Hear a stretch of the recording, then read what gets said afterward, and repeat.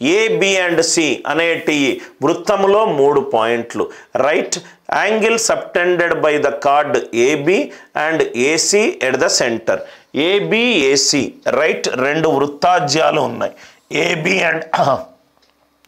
AB and ఏసి. ఇది AB అనుకుంటున్నాను, ఇది ఏసి అనుకుంటున్నాను. ఏబి అండ్ ఏసి ఒక సెంటర్ దగ్గర ఫామ్ చేసిన యాంగిల్ ఎంత?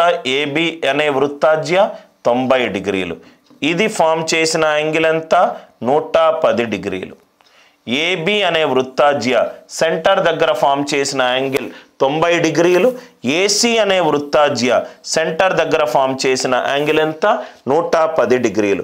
ఎప్పుడైతే నేను ఈ డయాగ్రామ్ గీసానో ఇది వృత్తం యొక్క సెంటర్, అంటే ఇది వ్యాసార్థము, ఇది కూడా వ్యాసార్థము, ఇది 110 డిగ్రీలు. అంటే మిగిలిందెంత? 70 డిగ్రీలు. 2 ఈక్వల్ కదా సార్, అంటే ఇది 35 డిగ్రీలు, ఇది కూడా 35 డిగ్రీలు. 35. ఆర్ యు ఆల్ విత్ మీ? మళ్ళీ ఇది వ్యాసార్థము, ఇది కూడా వ్యాసార్థము, అంటే 90లో మిగిలింది 90, అంటే ఇది 45, ఇది కూడా 45. క్వశ్చన్లో ఏమన్నాడు? బిఏసి అన్నాడు. ఇక్కడి నుంచి ఇది మొత్తం అన్నాడు. ఇది 45, ఇది 35. 45 + 35 ఆన్సర్ ఎంత? 80 డిగ్రీస్. ఓ అనేది రైట్ ఒక వృత్తానికి సెంటర్. ఈ పాయింట్ అర్థమైంది. నెక్స్ట్, ఒక ఏబిసి అనే ఒక ఆర్క్ ఓ వద్ద 130 డిగ్రీల కోణం చేస్తుంది. ఏబిసి అంటే 3 పాయింట్లు. ఏబిసి ఇది దీని దగ్గర ఎంత కోణం చేస్తుంది? 130 డిగ్రీలు చేస్తుంది.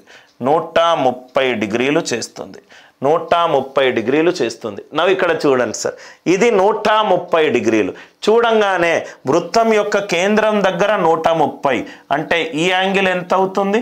230 డిగ్రీలు అవుతుంది. ఎందుకనంటే ఒక బిందువు దగ్గర రైట్ మొత్తం కోణం ఎంత? 360 డిగ్రీలు. ఇది 130 అవుతే ఇది 230 డిగ్రీలు.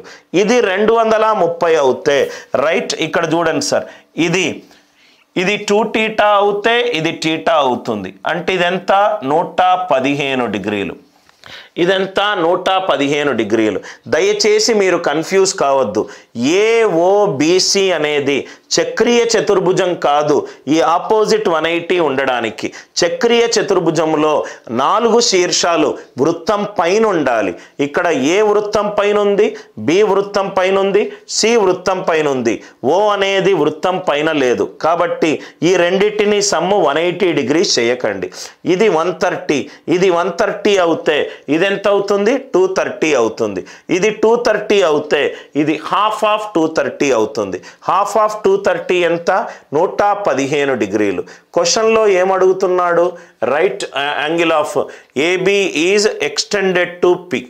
AB is extended to P. దీన్ని ఎక్స్టెండ్ చేస్తే ఇది మొత్తము స్ట్రైట్ లైన్.